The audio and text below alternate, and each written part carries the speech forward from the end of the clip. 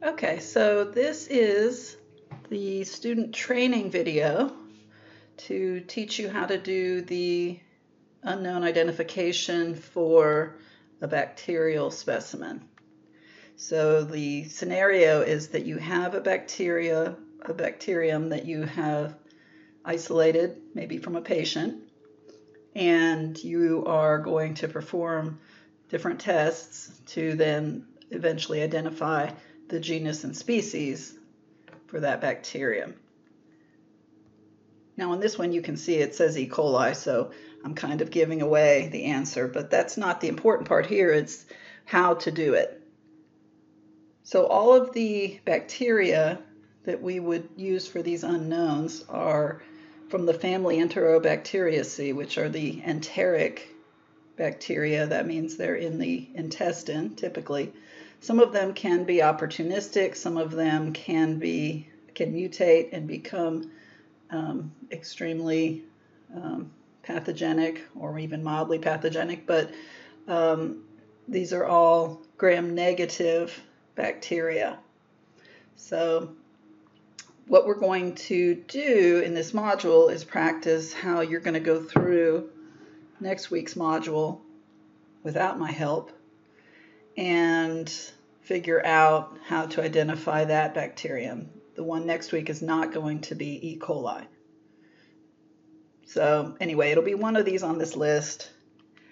And what I would do, you have in your lab manual a chart that looks like this, or you can just use a plain piece of paper and a pencil and write down the tests and the test results as we go through them. I have parsed down the tests that we're going to do, so we're not going to do all of these on this list.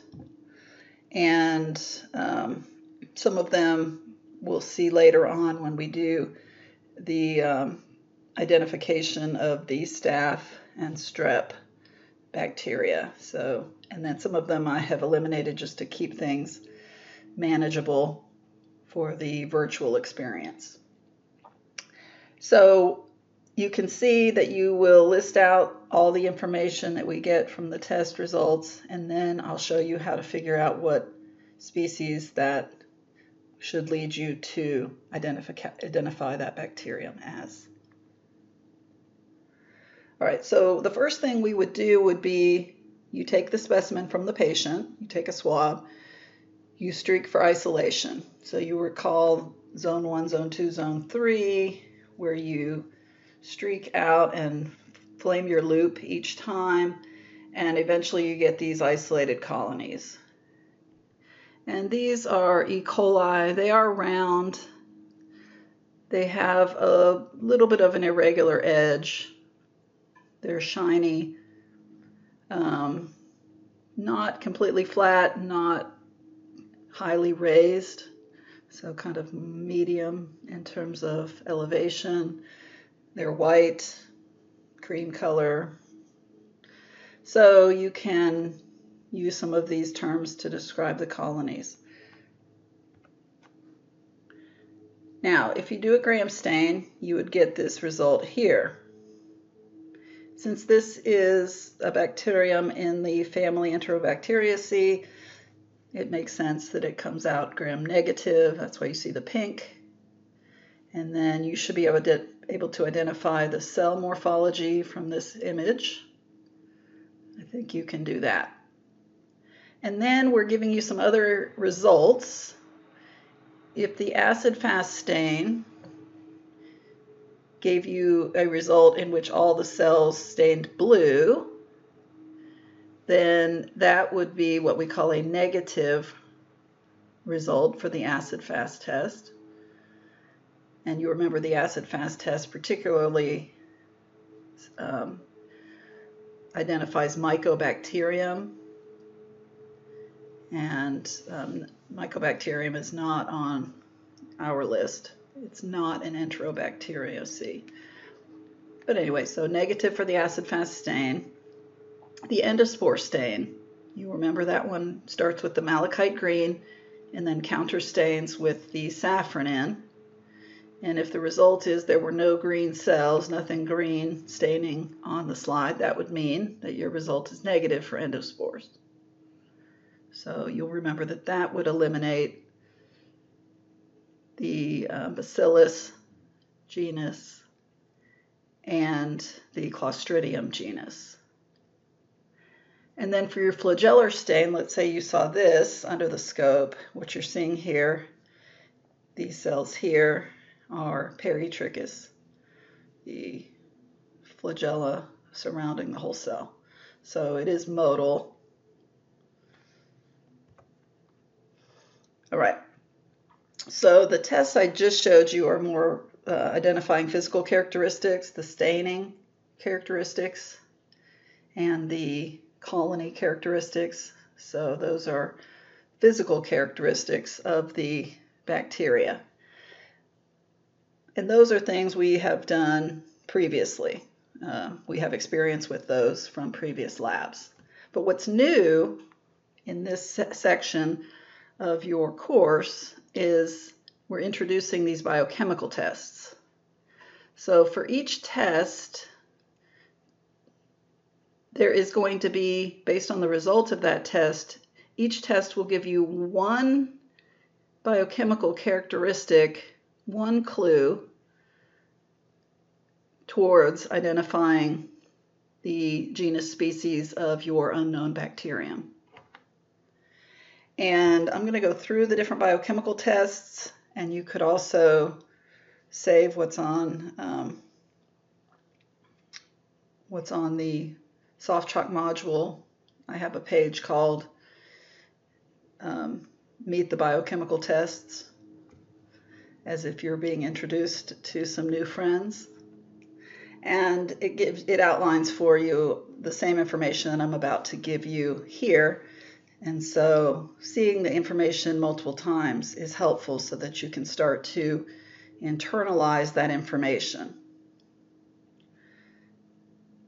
All right, so each test has a certain medium. Some of them are broth, some of them are slant, some of them are plates. And usually there's some kind of special chemical indicator in the medium, or there's some kind of chemical that's added after the organism is grown in the incubator. And then there's typically a color change that indicates a positive reaction, or no color change typically indicates no reaction. So positive means the reaction happened, therefore the bacterium does have this characteristic. Negative generally means no, it does not. Okay, so you have one group of tests that is typically kind of grouped together is called the IMVIC, I-M-V-I-C. I stands for indole, M stands for methyl red, V stands for Vogus Proskauer. The little I doesn't stand for anything, and the big C is citrate.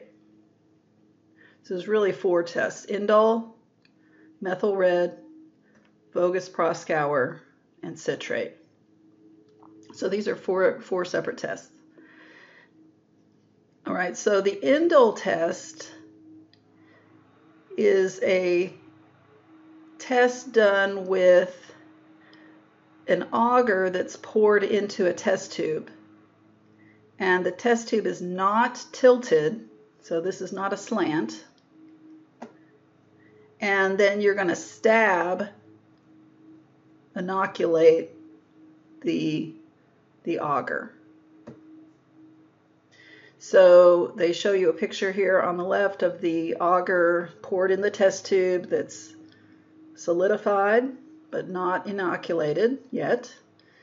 And then on the right side, they show you that after you did a stab inoculation using your E. coli, and you inoculated it, and then you incubated it overnight at 37 degrees. The indole test requires that you then drop a chemical called Kovacs reagent onto the surface of the agar, and if it turns bright pink, that's a positive result. So this one did turn, you're supposed to imagine this one did turn bright pink. So that is a positive result for the indole test. If no color change occurs in that top layer, then that would be a negative result for the indole test. So your first result on this unknown, of course we know it's E. coli, but pretend you don't. You write down indole test, and this one is a positive. Indole test positive.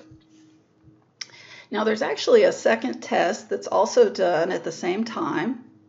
When you stab into the agar, the agar has a chemical in it that will react if there is hydrogen sulfide production.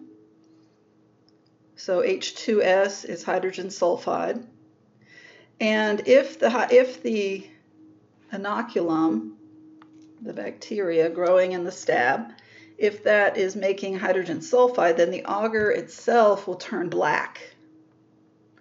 And since on this picture we don't see the black in the agar, then we would say this is also hydrogen sulfide negative.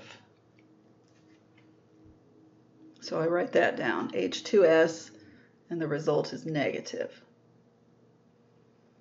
If the agar had been black, that would have been a positive.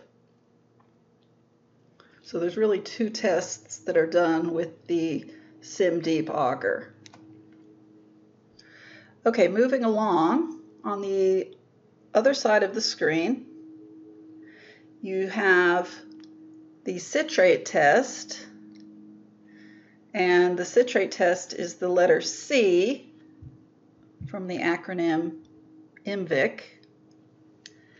And on the left you see the uninoculated media. It's a slant, it's an agar slant, and it is green.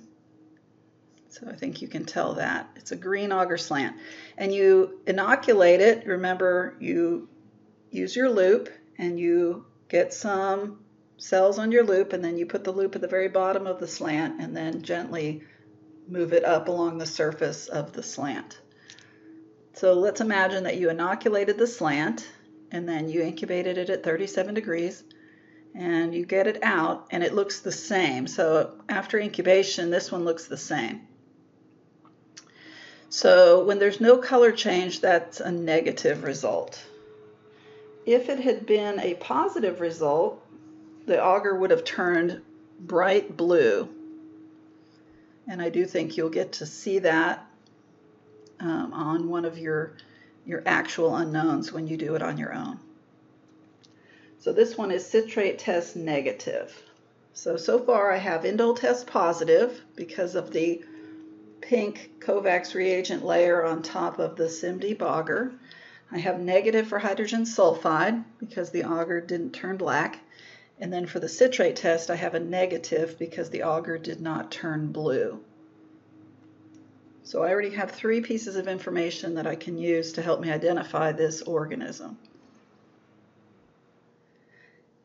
Now, also part of the IMVIC tests are what we call methyl red and Vogus Proskauer. So M is for methyl red, V is for Vogus Proskauer. And sometimes we call it MRVP as if we need another acronym. But for the MRVP test, you inoculate basically just a typical broth. So on the left here, uninoculated, you can just see a typical broth. And then you could do 2 of these broth inoculations. On one of them, you're going to add after incubation overnight at 37 degrees, you're going to add a chemical called methyl red. If the broth turns red, that's a positive result for the methyl red test. So this one did turn red. I know it's kind of orange, but it's not the same broth color, so it's a color change. So the methyl red test was a positive. For the Vogus Proskauer, you take that broth that you have incubated with your unknown, and then you add a chemical, 2 chemicals actually, called Barrett's A and Barrett's B, and then you wait 30 minutes, and if it turns red or some kind of color change, pink, red or pink, or dark pink, whatever it's a positive. So this one did not change color. It's the same color as the original broth, really. So no color change. So the Voges-Proskauer test result is negative.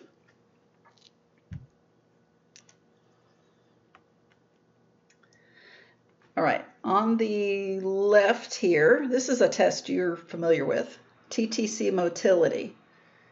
The TTC motility test it's an agar poured into a tube. You stab it, and then remember if the organism can migrate from the stab line into the rest of the agar, it will change color and diffuse out. Some of the ones we did were a little more pink than this picture, but you can see the diffusion pattern here. So red or pink would be a positive for motility. So TTC motility is positive, or you can say modal. And we already knew it was modal because remember when we did the flagellar stain, it definitely had flagella. So this just confirms that result. Now on the other side of the screen here, you see what we call phenol red sugar broths. In particular, we're going to focus on the lactose, but you can use any sugar. These can be made with any sugar. The phenol red sugar broths are red when you start. Before you inoculate, they're red. So this is a little bit, the color change is going to be kind of the reverse of most of the other tests. But this one, the broth is red when you start, and you can see inside the test tube, there's a teeny tiny test tube that is inverted in the liquid. That's called the Durham tube, D-U-R-H-A-M. The Durham tube it's open at the bottom and it will capture gas, CO2, if gas bubbles are being released in the tube from the bacterial fermentation that's happening. So, or I should say, sugar utilization, doesn't have to be fermentation. But in this case, so the Durham tube is inside the larger test tube, and the broth is red. So you're going to inoculate. In this image, they inoculated a sugar broth that had just glucose, one that just had lactose, one that had sucrose, one that had mannitol. And if the color changes to yellow, that's a positive. That means that the organism is using that sugar. And if the Durham tube catches an air bubble, that means that gas, CO2, has been released. So on all four of these, for this result, they're all positive and they all have gas. So I'm just going to write down all phenol red sugar broths are positive result because of the color change, and then they all have gas. In the Durham tube, you can see the little bubble. I think you can see it, kind of a little bubble inside of the tube. So they all have that little bubble.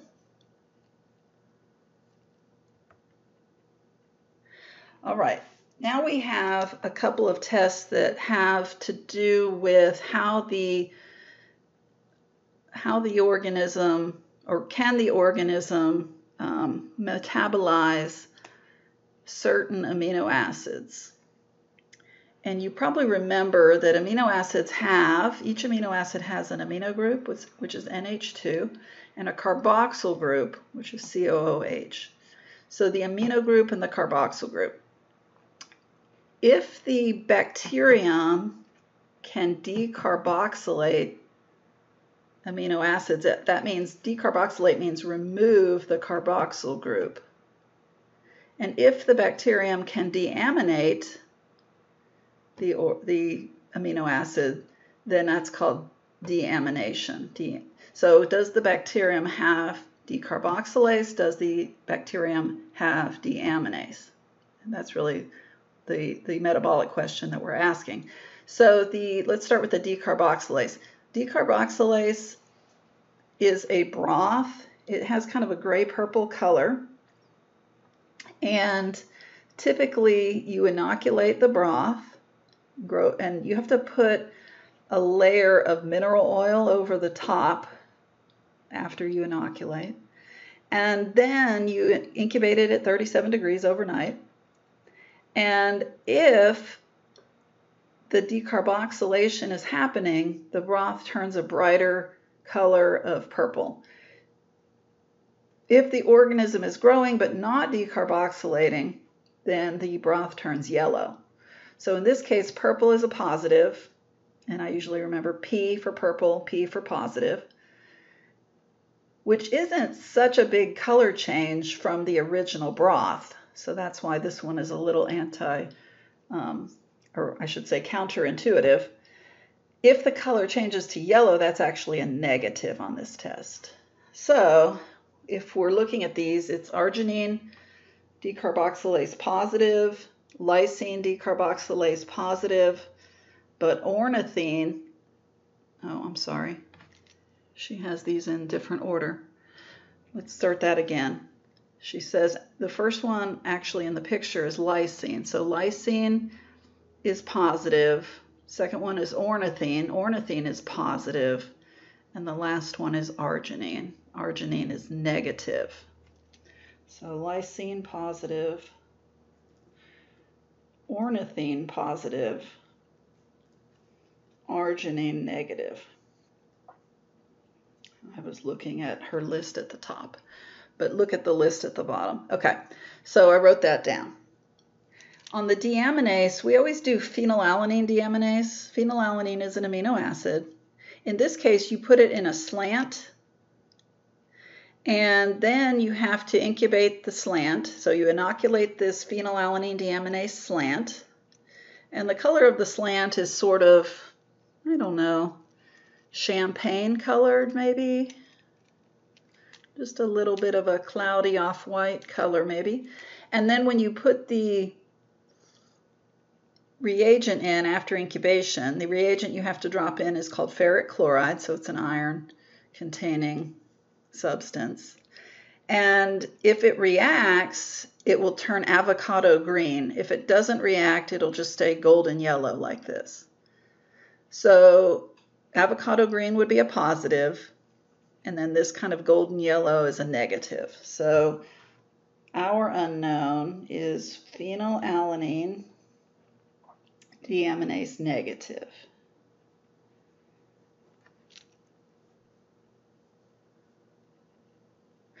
So we have all these test results, and trust me, there's a lot more tests that could be done, but I think you get kind of the idea. Each test is done with a certain series of media and chemicals, and then you interpret a color change or no color change as being a positive or a negative result. So the results that we have gathered is going to be enough for me to demonstrate how you're going to identify this organism. This chart here is very helpful to get started with. It starts at the top. It's kind of a decision tree.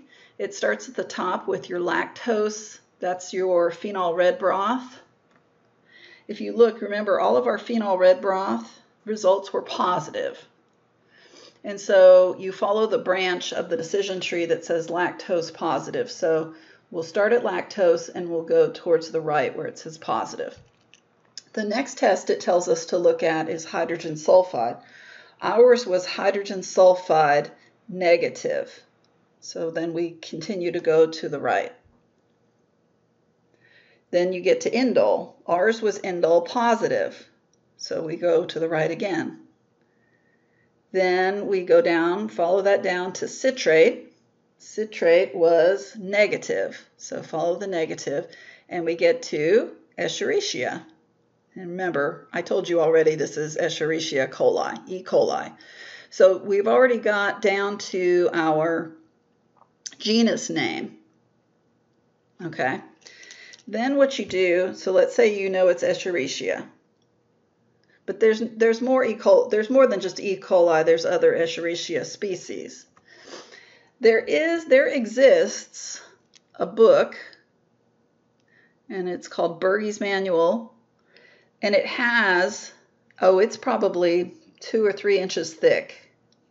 I'm sure they've converted it now to an online system, but the old-fashioned book is like 2 to 3 inches thick, and it just has page after page after page of these test results for all the different species of bacteria.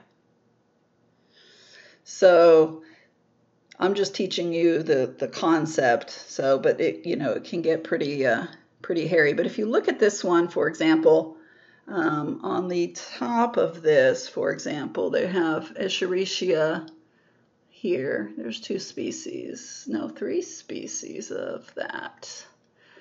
So, and then you look side by side, it tells you the results, okay? So indole positive, ours is indole positive, so that would eliminate this one, this Escherichia blattae. And you can go through the ones, you know, individually and see what matches your results. Now, we didn't do all of these tests, but you would be able to, like we did do lysine decarboxylase, we did do phenylalanine deaminase, we did do indole methyl red, Vogus proskauer, citrate. So we did a lot of these ones up here. Yeah, we did a lot of these. Okay. So you would match up the results of the tests we did and see if you could eliminate some of the others. So when you do that, you narrow it down to E. coli. This chart, though, is kind of nice. It's kind of simplified, but it's going to work for us. So this is kind of a simplified version. And you can match your test results to one of these guys, and that will lead you to E. coli. Because remember, E. coli was indole positive, methyl red positive, Vogus proskauer negative, citrate negative. We didn't do the urease, but phenylalanine deaminase negative, hydrogen sulfide negative, lysine decarboxylase positive. When there's a D, that means it depends. So that kind of, a D is kind of like it, sometimes it's a positive, sometimes it's a negative. So a D is kind of like a, not sure what the result might be on yours. Motility positive, so ours was very motile. And so you can see it matches. But you have to look through each one, and anything that doesn't match, for example, E. coli, we had indole production positive. So we just from that we wouldn't be able to eliminate Citrobacter or Edwardziella, but we would be able to eliminate Enterobacter. We could eliminate Klebsiella. Anything that doesn't have that result, you can eliminate. So you go through one at a time, and it's a process of elimination until you get down to the one that matches everything. That's E. coli. Okay? So I'm going to have a few questions at the end of this for you to answer and get your lab points for this week. And hopefully, if you have any questions, please let me know.